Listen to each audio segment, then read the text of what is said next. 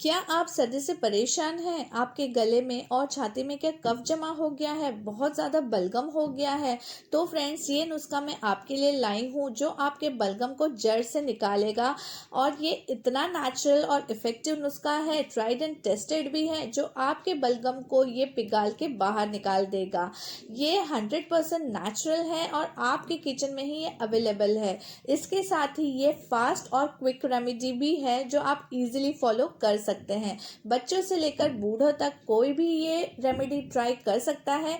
और ये remedy asthma वाले पेशेंट्स भी ट्राई कर सकते हैं। ये उनके लिए भी बहुत ही उपयोगी है। तो चलिए देर नहीं करते हैं, वीडियो स्टार्ट करते हैं।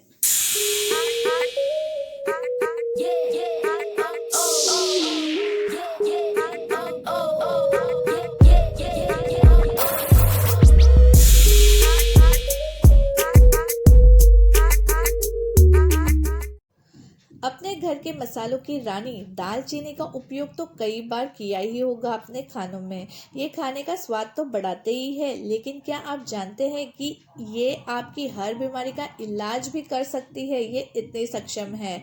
और जब दालचीनी के साथ अगर आप शहद मिला दें तो फिर क्या कहना, ये सोने पे सुहागा वाली बात हो जाती है। तो फ्रेंड्स, हमें यहाँ लेना है दालचीनी का टुकड़ा और ये लकड़ी ही लेनी है हमें। ये आपको किसी भी पंसारी शॉप में इजीली मिल जाएगी। आजकल इसका पाउडर भी आपको मिल जाता है, बट हमें लेना है दालचीनी का टुकड़ा और इसकी रेमेडी हम घर पर ही बनाएंगे। दालचीनी में एंटी इन्फ्लेमेटरी प्रॉपर्टीज होती है, एंटीऑक्सीडेंट्स प्रॉपर्टीज होती है, एंटी फंगल, एंटी बैक्टीरियल और एंटीवायरल प्रॉपर्टीज होती है। और ये आपको जो एलर्जी हुई है उससे ये फाइट करने में बहुत ही मददगार साबित होता है। तो चलिए इसे अब हम पीस लेते हैं। तो फ्रेंड्स, ये देखिए हमारा दालचीनी का पाउडर बनके रेडी है। इतना इजी है, जस्ट मिक्सी में डाल के इसे पाउडर बना देना है। आप इस पाउडर को स्टोर करके रख सकते हैं एक एयरटाइट कंटेनर में। मेरे किचन में ये ऑलवेज अवेलेबल रहता है। आप इसको स्टोर करके रख दें और जब भी आप रेमेडी बनानी है आप फ्रेश बना के खाइए। मैं कभी भी रेमेडी बना के नहीं रखती हूँ। तो इसके रेमेडी के लिए हम एक बोल ले लेंगे, उसमें 1 चम्मच में दालचीनी का पाउडर ले लूँगी इस तरह से। और इसमें अब हम 2 इंग्रेडिएंट और ऐड करेंगे। वो है पहला शहद। शहद को हम डालेंगे और अच्छी क्वालिटी का शहद ही आप ले लें। और इस तरह से आप शहद 2 चम्मच डाल दीजिए और इसे अच्छी तरह से आप मिक्स कर दीजिए ताकि एक पेस्ट के फॉर्म में ये आ जाए। ये देखिए, आप अच्छी तरह से इसे मिक्स कर लीजिए। और ये जब आपको खाना है आप तभी ही प्रिपेयर कीजिए, इसे पहले प्रिपेयर करके मत रखिएगा। और इसमें एक और इंग्रेडिएंट अब मैं डालने वाली हूँ, वो है सेंधा नमक। हाँ फ्रेंड्स, जो हम उपवास में खाते हैं वो वाला नमक इसमें डालूंगी। आप काला नमक भी डाल सकते हैं। तो सेंधा नमक आप डाल के 2 चुटकी भर ही डालना है और इसे अच्छी तरह से मिक्स करना है आपको। ये देखिए हमारी रेमेडी बन के रेडी है ना। ये बहुत ही फास्ट और क्विक रेमेडी। तो चलिए अब मैं बताती हूँ इसे लेना कैसे है।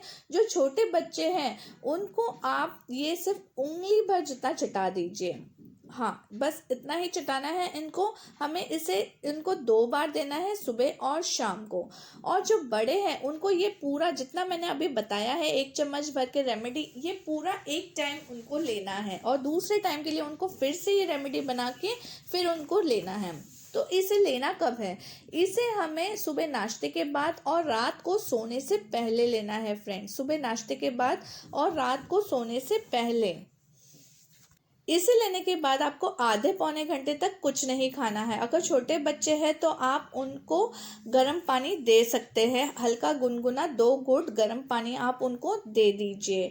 और इससे आपका कफ पिघलने लगेगा। ये मैजिकल रेमेडी बनके रेडी है, वो भी इतनी आसान और फटाफट और कम खर्च में ये आपकी रेमेडी बनके रेडी है। और एक फ्रेंड्स, आपको 1-2 बात का ध्यान देना है। पहली बात यह है कि जब आप खांसेंगे आपको कफ आएगी तो उसे निगलना नहीं है, उसे बाहर निकाल देना है। और दूसरी बात, आपको जो ठंडी तासीर वाली चीज़ें हैं जैसे आइसक्रीम है, राइस है, इनको आपको अवॉइड करना है, स्पेशली रात को। इससे आपको एक ही दिन में फ़र्क पता चलेगा। आप मुझे कमेंट करके ज़रूर बताइएगा। और फ्रेंड्स, आप आगे कैसे वीडियो देखना चाहते हैं मेरे चैनल पे, इसका मुझे कमेंट करके ज़रूर बताएं। लाइक भी कीजिए, शेयर भी कीजिए, सब्सक्राइब भी कीजिए बेल के साथ मेरे ब्यूटी एंड ब्रेन्स चैनल को। Till then take care, bye bye.